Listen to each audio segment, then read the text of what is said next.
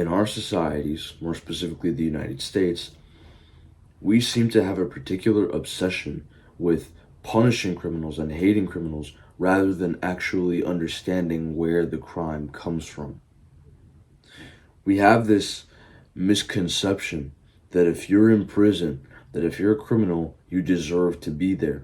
And thus, instead of creating a reforming experience for the prisoners so that they come out and are able to reintegrate themselves back into society, we instead make these facilities that punish them for their actions, actions which are often caused by the society itself. In this video, we will discuss why we commit crime and furthermore, how we can help mitigate the problem of crime. It's not only so that the crime rates go down, but so that people genuinely enjoy their time within civilization. The next thing we must do is clear ourselves of this misconception that criminals are just bad people. This view is very narrow-minded and does very little in actually helping us solve the problem of crime. Take the example of being a student, right? Like, let's imagine that you're a teacher and that you're teaching this class. It could be middle school, elementary school, high school, whatever. You're teaching this class and there's just one kid that's misbehaving. Are you just going to send him to the principal so you can get suspended and all that and simply assume that, oh, he's doing it because he's a bad kid? Or are you going to sit him down and try to address the underlying cause behind that problem so that he actually doesn't do it again? Because the thing is, all that prison does, especially, and we're referring to the US prison system with this topic, all prison does is it essentially ensures that the behavior that got them there in the first place will be repeated. So when you have these giant facilities that are run almost like slaughterhouses, that are essentially, you get sent there for punishment. That's the point of prison in the United States. It's not reform, it's punishment for a crime. That only ensures that when they get out, they're going to commit that behavior again. If you sit somebody down and if you sit that kid down and you really try to address the underlying causes and you build a connection with him, do you think that he's going to misbehave again? Probably not. Maybe he does, but most likely not. Now, if you send him to the principal's office every single time and he gets in trouble with detention, suspensions, he's guaranteed to do it again, because there is no attempt at understanding the psychology behind what he did. There's only, oh, you did this, that's bad, that's against the rules, so you got to go get punished. And that's a very narrow way of looking at things, because it's black and white. If you do something, that does not always automatically equate to another character trait. There's a whole series of events that came for days, weeks, months, years before that, before the moment of the crime or misbehavior itself. And so to react with a punishment is only going to reinforce that behavior. There are three main contributors to crime: the economic state of you and your family, the economic state of the country, state, even community, and finally, how much investment there is into the infrastructure. These three things play a major role in deciding whether or not a population will have a high crime rate or not, seeing as if the economic state of you is low, that already gives you an incentive to commit crime, since making money the right way might not be good enough for you. It might not be fast enough for you. Same thing goes for the economic state of the state, country, which actually that not only leads to your suffering, but suffering of the entire community. Because if you don't, it's one thing if your family doesn't have money, right? Maybe you can get help from other people. But when the state or community is poor, when the town itself is poor, not only does it not have enough not only is your family poor, but the people surrounding you are as well, because there's a lack of funding into the infrastructure. There isn't a lot of money to go around.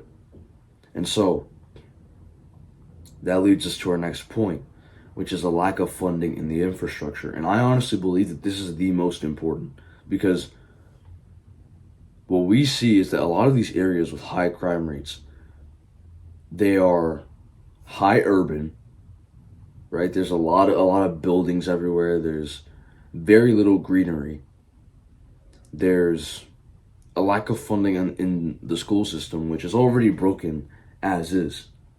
It's already, even with good funding, it's already broken. It doesn't work. So imagine getting that system and then paying the teachers even less than they already get paid. And on top of that, not funding the school enough, even less than than like the regular schools get. And so, we have all these like dim, dark, abandoned buildings, these cracked street with potholes everywhere. It's like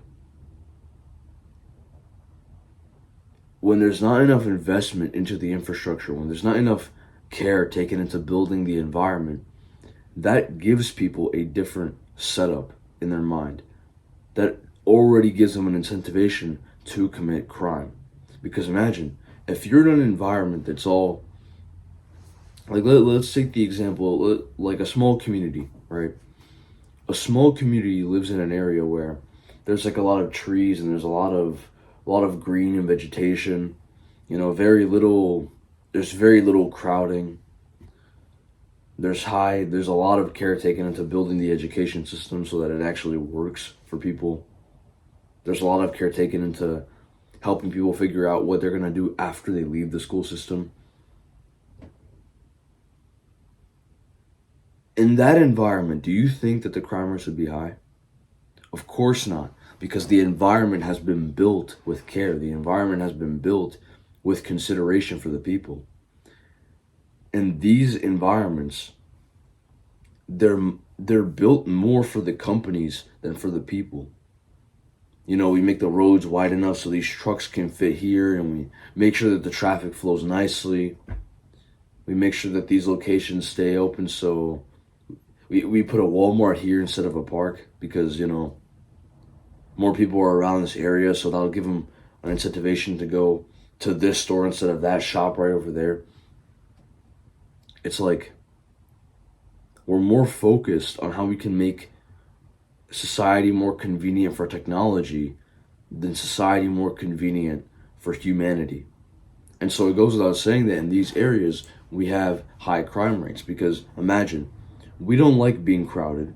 We don't like being in these gray areas, these towns of just nothing but gray and like this ugly brown.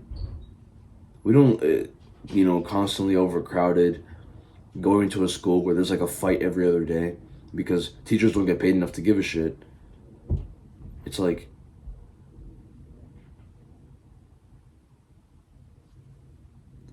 and then we see that, right? We see all of that. Then the person gets out of the education system and then they commit a crime and go to jail. Obviously they do, because what would you expect? If that was their environment, what were you expecting? A lot of times, the parents don't even have time to sit down and educate their kids, teach them something real, because they're so stuck up on work. And even if they do have that time, even if they're just teaching them the wrong things, it's because they've been raised in the same way, and they likely come from generational poverty. These three factors, the economic state of you, the economic state of the country, and how well invested into the infrastructure is, are the three main things we need to address when looking at how we can go about solving or mitigating crime. So now let's talk about nature and preventing crime. And more specifically, as you can imagine from the title of this section, how we can use nature to prevent crime. So, firstly, let's just get this out of the way so that I can talk about nature and all that. Let's talk about the economic side of things. So the most obvious part of this, as you may have imagined, top 1%, tax them more and put those investments not into the military, but into those communities. It's literally that simple. If you just took more money from the people who owned literally like 40% of the world's wealth and then redistributed that into the communities and then invested that into the infrastructure instead of going, oh, let's make bigger bombs. If we just did that, these communities would be so much better off than they currently are. That's the economic side of things. But more importantly, I want to address the infrastructure. And this is where nature's going to come in and all that. Because, yes, although we might understand, like generally, in politics, that we need to pay attention to our infrastructure, we don't know how. Or at the very least, the politicians don't know how. Because there's still a bunch of crowding in these new, like, city projects. There's not enough vegetation. Right? It's almost like the communities they're built more for the corporations than for the people. Oh, let's make this road this wide so the trucks can come in and then deliver over here. Okay, this Walmart's gonna be over here. Obviously, I know the government doesn't plan that, but you get my point. There's more space being accommodated for technology and the number of people in there, presumably so that they can work and then boost the economy of that place. There's more attention paid to that than towards the well-being of the people. They're not sitting down and going, okay, how can we make this environment the most fulfilling for people? They're not doing that. They're sitting there going, okay, how can we make this community the most efficient? Efficiency. That is the goal. Efficiency, not well-being. Here, we're going to discuss well-being and fulfillment, which if those are achieved, will automatically lead to more efficiency. Not out of force, but because people want to be more efficient, just out of their own volition. So, firstly, nature has been shown to decrease crime. We come from an environment of greenery, of vegetation. We come from the wild. Obviously, if we're surrounded by all these cars and all these gray buildings, we're not going to be happy because that isn't our natural environment. We don't belong in an urbanized setting. We belong in between the bushes and the trees and the plants. That's where we belong. We've always been doing that. And, we've gotten to this point. Imagine how crazy this is. We come from that environment. We come from the forests, from the woods, even from places like Alaska where it's literally just ice. We come from that. And so, it goes without saying that it's good for us, but now we're at a point in time where we're so consumed by the comforts of digitalization, where we're so consumed by the comforts of modern society, that although we're psychologically worse off, and even physiologically worse off, in a place that's full of easy transportation, that's full of easy everything, easy food, before, instead of hunting it, you just go buy it. We prefer to stay here, even though we're actually worse off. And now, we cover ourselves up like all the way to the top. Even now, it's like when we take a look at our societies, it's so unnatural. And of course, I get that the very concept of a civilization is unnatural in and of itself, especially when comparing it to, like, the animal kingdom. But I don't speak so much of civilizations because civilization is something that is inevitable with consciousness. It doesn't matter where you are or what species you are.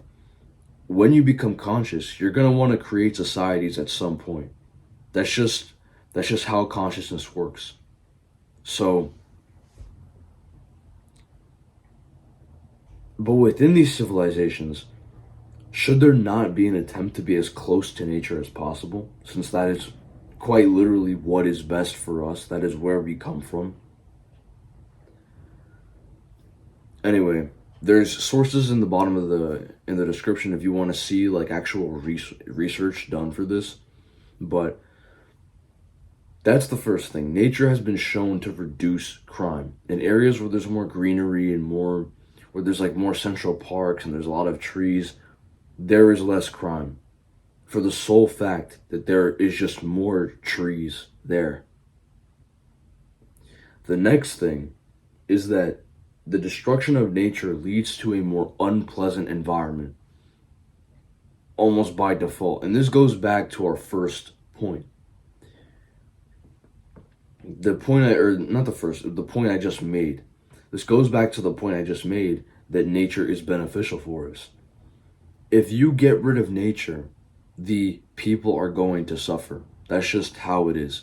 I don't care how cool the car looks. I don't care how innovative this new piece of automatic AI driven technology is. I don't care. If it's not trees, it's probably not good for you. Like, yeah, sure. You're like, oh, but this will prevent car crashes and this will do this. Like I'm talking about the AI driven car, the automated vehicle.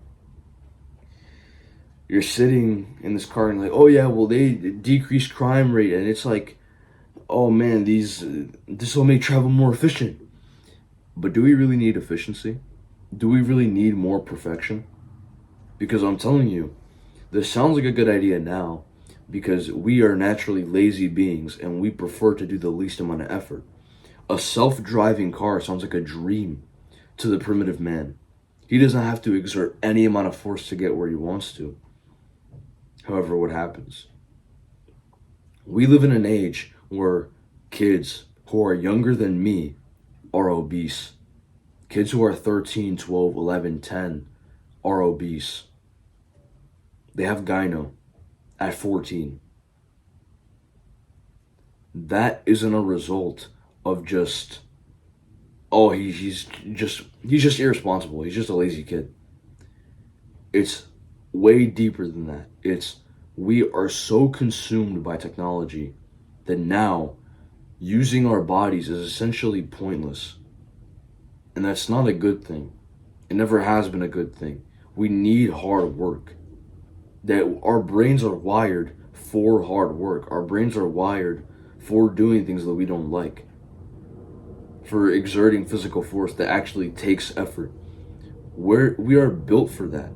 And so attempting to change that is going to result in disastrous consequences. When you build a city and you just shove everyone in there, obviously people are going to commit crime and start rebelling because they don't like that. Nobody likes that.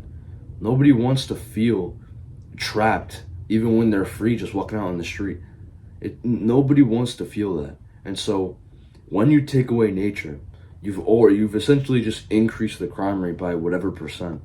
Automatically, as soon as you take out the trees, that's it, you're done. So who do we point fingers at? Who do we say it's his fault or it's her fault? I'm gonna tell you it's no singular person, but rather it's a category of people. And this category is corporations. It sounds almost cliche for me to say this because I speak about it so much on my videos and even in my articles. But corporations have been the single biggest contributor to environmental destruction, to the destruction of civilization itself. And I mean that in quite a literal way. Although it may not seem like it, if we had not ever invented the automobile, if we had not ever invented cars, highways, whatever, which are related, because we're not going to build highways if we don't have cars. If we hadn't focused so much on digitalization, creating mobile phones, computers you can essentially just fold them and bring them with you anywhere. If we weren't so focused on that, we would actually be better off. Like I said before, all this comfort that technology brings us, it ultimately harms us. But we must remember that the people who brought this technology here was not the government, it was the corporations. Sure, some technology was brought by the government because it goes without saying. If you're a government, you're trying to develop society. To develop society, you need to develop your technologies. So, I'm not saying that the government is entirely out of this, but with the industrial boom came the corporate boom. And with the corporate boom came all of these like giant supermarkets, giant, agricultural companies who own these big ass farms who produce excess material and then throw everything away. But it's fine because they throw out the ugly ones. We put the nice beautiful potatoes and we put them in the markets, and then all the other ugly ones we threw them away, so that it's not unpleasant to your eyes. It's like the corporate company quite literally must destroy the environment in an attempt to make more profit. As soon as, and this goes beyond just like where it sources its materials from. In order to place the locate, like in order to, because these corporate companies, they're not just like one single building, right? It's not like there's one Walmart in the entire world and it just exists in some obscure town and it's like a local shop or whatever. That's not the case. Walmart and all other corporate companies must spread. They must go everywhere. And so what happens? They put their store in thousands of locations. Thousands of locations. They're literally everywhere. There's a Walmart in every single town that you go to. You cannot escape it. And so it inevitably ends up destroying a fuck ton of vegetation through that, right? And then even with things like the automobile. The automobile was an invention of the corporate company. And look at how that has totally shaped our societies. We have less incentive to walk than ever before. Walking almost seems illogical. I've had moments like this where people are asking me for a ride for something that's literally 5 minutes away. And I'm like, no, let's walk. And they kind of look at me weird. And they're like, what? But dude, let's just go in car. It's faster. So? I don't care if it's faster. Walking is better for you. If it's better for me, I'm gonna do the thing that's better for me instead of what's more comfortable. Sure, I won't have to move my legs for the grueling 5 minutes, but like that's not a big deal. Just move, man. So the corporate company is the one to blame for all this environmental destruction because they're not driven for helping you. Even though they might help your situation by like quite literally giving you food or making food more readily available to you, they're not interested in your well-being. If they were, they would operate in totally different ways, but they don't. They operate the way they currently do. They sell you the shitty soybean oil food wrapped in plastic. They spread their locations literally everywhere. You have these giant ass highways all over the place with a bunch of like little stores, all this consumerism around you. It's like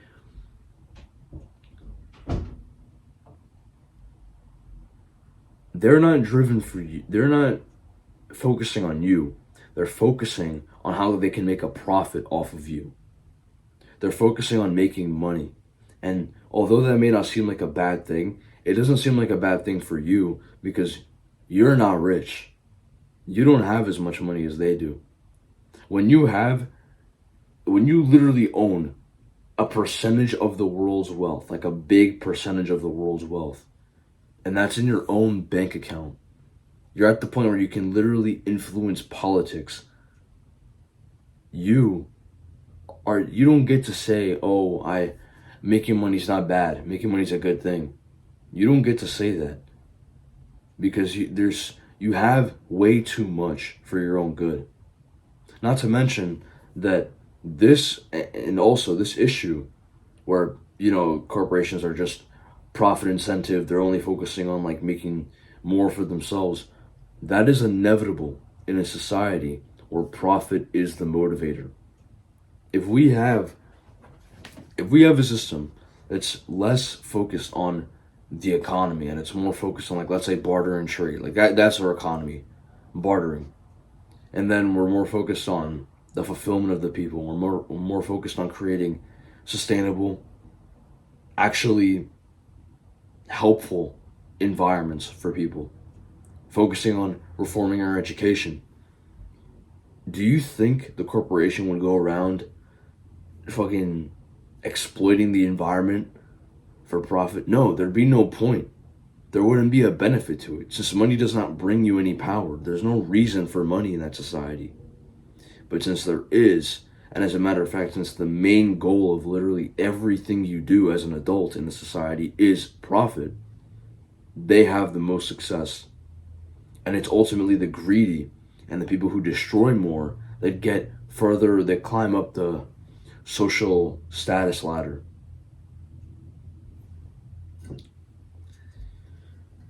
If we were to fund more preservation programs, and if you read, I think his name was Peter Singer, if you read his paper, Famine, Affluence, and Morality, you would know that it's very possible for the majority of us to contribute to that. If we began funding more programs for the preservation of the environment, if we started doing more, and if we started destroying corporations, we would fix the environmental crisis, and we would be able to create more sustainable environments for people. And from there, we would be able to, if we have a more educated population, if we help people understand the world better, we can then go about achieving real change. Because the problem with achieving change is that a lot of people are uneducated, on not just in general, but in regards to politics and what really goes on. A lot of people are pretty ignorant to that, and so to have them to expect them to follow you for this like almost obscure cause, it's very unrealistic. Not to mention that I believe that the reason for protesting is also just as important as what you're protesting for. Because if you're there at a protest for or against a certain politician, if you can't justify why you believe that, if you don't have a real reason and you're just going there because of your own biases, like, oh, I don't like him, your movement's gonna look a lot dumber. It's gonna look stupid. And this is what happens with those like Trump rallies. People will go there and interview the Trump supporters, and they will say the stupidest shit ever. And it makes their movement look dumb. Even if, like, hypothetically speaking, let's just say that the movement's actually doing something good. If the followers look dumb, if they look like they don't know what they're talking about, nobody takes it seriously. And thus, the change that they're looking for never gets achieved. And of course, this can be either a good thing or a bad thing, depending on what they're protesting for. But you get my point. An uneducated population who doesn't understand what they're even protesting for in that moment can actually be detrimental. And so funding our infrastructure, fixing that, and helping people understand their world better, especially in the field of politics and philosophy, that is essential to achieving real change. That's all for this video. I hope you enjoyed. I hope that this video was helpful for you. I've been so caught up with school lately. I've been so caught up with other stuff. My schedule is getting kind of packed right now, so just trying to grind this out on a Saturday. But there's more self-improvement videos coming. But I don't want to just be a self-improvement channel, even though that might get me more views. I want to talk about stuff like this. Because the main reason I started this channel, if you look at my first, when I was making just video essays every week, the point of this channel was to put the realizations and thoughts I have onto a platform that can be seen by a lot of people so that we can all eventually collectively do something. I don't just want to become a channel that's simply, oh, well, if you want to improve your focus, you can do this. I also want to be like, okay, if we're going to solve this dilemma that we find in society, how would we go about it? What would we do? Because that's also just as important. There's this really we love to be on self-improvement, and being on self-improvement, of course, is a good thing. But I believe that with our self-improvement, we're too narrow-minded. We're not looking ahead far enough. We're simply looking at, okay, well, if I improve my focus, I can focus more on my work. And if I focus on my work, I can make money and be the top 1%. I think that's a very narrow-minded goal. I think that instead we should be focusing on, okay, if I do self-improvement and improve my focus, I'll be able to focus on my goals. If I focus on my goals, I'll be able to make money out of it. If I make money out of it, I can start making change. I can start influencing society in positive ways so that I'm not a person who's in the minority with their self-improvement. I'm actually helping cultivate a society where the majority are people who reject all that digitalization, where the majority are people who want to improve their own condition, a society where it's basically the default it's the normal. You're to go to the gym every day, and you're actually weird for not going. We need to look further ahead with our self-improvement. We need to improve ourselves. We need to improve ourselves, but not for ourselves. We need to improve ourselves for the people of the future generation, for society, for humanity itself. We must improve ourselves for the condition of others. That's all for this video. I'll see you guys next week. Bye.